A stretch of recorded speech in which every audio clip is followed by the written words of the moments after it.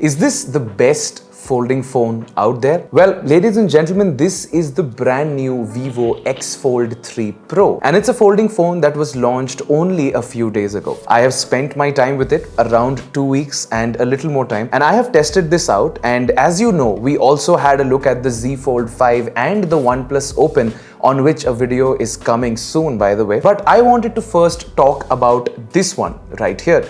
A lot of you might be thinking, when did Vivo come up with their third folding phone? Well, the first two versions didn't really launch in India, but this one did. And does it stack up well against them? Or is it the best one like Vivo is advertising itself to be? In today's video, we'll be talking about all of that. If this sounds interesting to you, make sure you drop a like, subscribe to the channel, press on the bell icon, and let's get started. One of the main things that I want to highlight as we start talking about this phone is absolutely how thin and sleek this phone is. Now see, Vivo claims this to be the slimmest fold when it is unfolded, and also the thinnest one, and I am inclined to believe them. As I told you guys in my reel, the thinness is really good, and it actually is a marvel of engineering that they were able to give you guys a very big battery on this phone as well, which is around 5700 mAh while it is so thin. They're obviously using two separate cells, and together the battery output is 5700 mAh, but it is still impressive regardless of that. Now coming back to the phone itself and the look and feel of it, the outside display is also very normal looking, and for me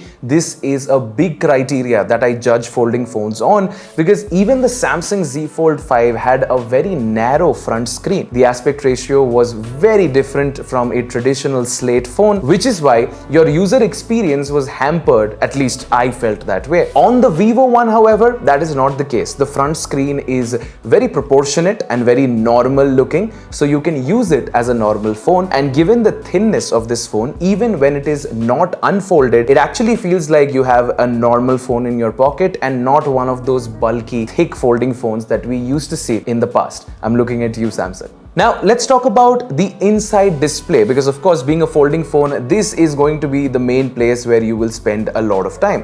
And I have to say, they have done a really good job with it. The hinge and the crease on the screen, you can barely feel it. It looks pretty durable. I have done my fair share of testing with it, and yeah, everything just feels solid. I remember Vivo talking about doing something where this phone is guaranteed to give you a lot of folds up to 12 years. That's how much testing they have done. So a few rough openings here and there should not have a problem with the hinge, as you guys can see. Now both displays in terms of tech are also very nice. These are both LTPO 8T panels, super high resolution, and you get 120Hz refresh rate on both the panels. And another thing that is important to note is the peak brightness. Now usually I don't focus a lot on peak brightness, because as we know, your phone doesn't really hit peak brightness all the time. But this has an impressive peak brightness of 4500 nits on the outside cover display as well as on the inside display. So if you're outdoors and you're facing direct sunlight and you want to use the phone, chances are you won't face any media loss or any visual loss when you crank that brightness slider to the top. But once again, this is a good display. Watching content on it, especially on the inside screen, feels pretty good, and I really enjoyed using the display of this phone. Okay, now let's come to performance, because Vivo did not leave any stones unturned here as well. I did a lot of gaming on this phone, and of course a lot of multitasking, because this is a folding phone, and I can easily tell you guys that the performance was better than I was expecting it to be. First off, it comes with the Snapdragon 8 Gen 3, which as we know is our current flagship processor, and of course you get to see how well that performs. And that performs well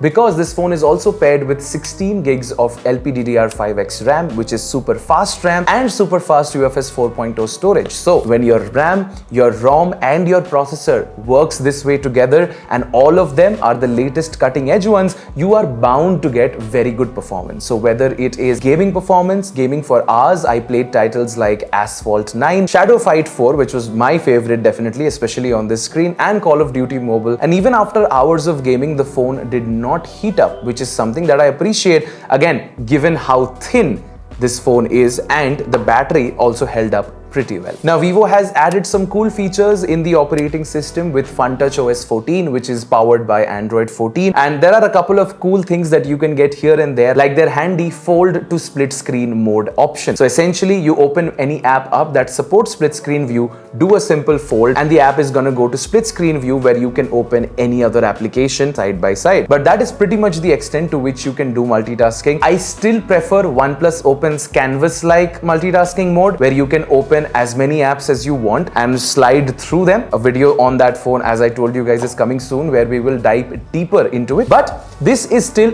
pretty good. Things are pretty smooth, pretty fast. I do miss the option of a stylus. I think that would have made this phone the perfect phone/tablet to carry around in your pocket, and it's pretty thin, so it's also pretty easy to carry it around in your pocket. Charging wise as well, Vivo claims that this is the biggest battery in a fold at 5700 mAh, and it charges pretty quickly. You get a 120 watt charger in the box, but the phone actually charges at a max speed of up to 100 watts. And trust me, at that speed, this phone charges completely in around 20 to 25 minutes, which is insane, especially for me because I've never had fast charging phones before. I use the S24 Ultra, but that only supports a max charging output of 45 watts. So this is very new to me. You might be having a phone that already does very fast charging, so it might not come as a big shock to you, but to me, this is revolutionary. Other than that, let's talk about the camera, because this phone is sporting the same set of cameras that we got to see in the Vivo X100 series, the X100 Pro to be specific. The camera module actually looks pretty cool. There's a fluted bezel on it, which reminds you of watches, and a sort of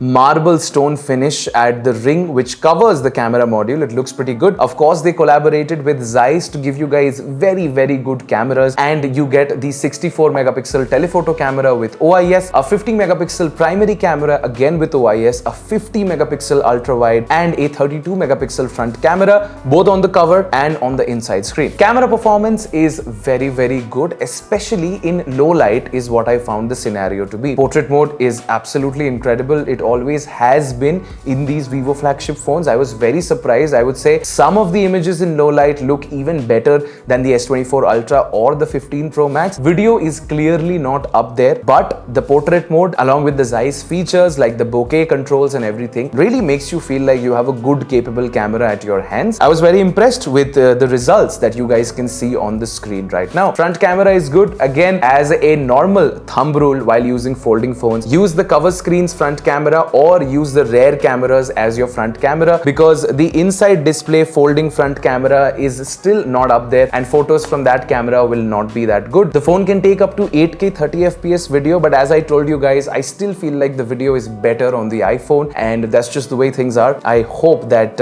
Android will eventually get there one day. All of these things makes this phone a very good phone when it comes to a flagship experience. Even if you completely ignore the foldable part, this is still a pretty good phone to buy in 2024, given the specifications, of course. And now we come to the most important part of the video, according to me, where we discuss about pricing. Folding phones till now have not been a cheap affair, and they are almost always exceeding the 1 lakh mark, other than the Techno disaster, of course. But let's talk about this one. So this phone was launched at an introductory price of 1,59,999. So essentially 1.6 lakhs. Do I think that this is a good price for the phone? Well, that doesn't really matter, does it? I want you guys to tell me in the comment section if you think that anybody would buy a Vivo phone, no matter how good it is, for 1.6 lakhs. Now, the fact of the matter is, Vivo has a pretty good hold on the offline Indian smartphone market, and I think there will be a couple of people who will look past the brand name and actually appreciate this phone for what it is, which is the best foldable that I have used till now. There are no-cost EMI offers, zero down payment, where you can get this phone at a price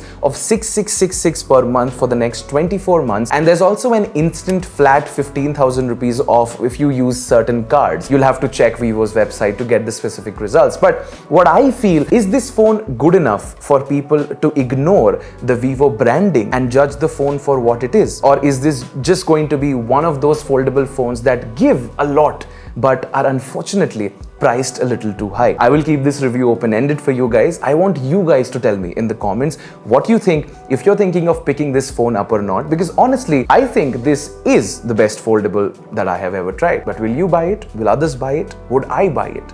These are all questions that don't really have answers, and I would want to hear from you guys. Drop them in the comments below. This is Anubhav signing out. I will catch you guys next time. Thank you so much for watching. You guys have a great day. Take care, stay safe, and peace out.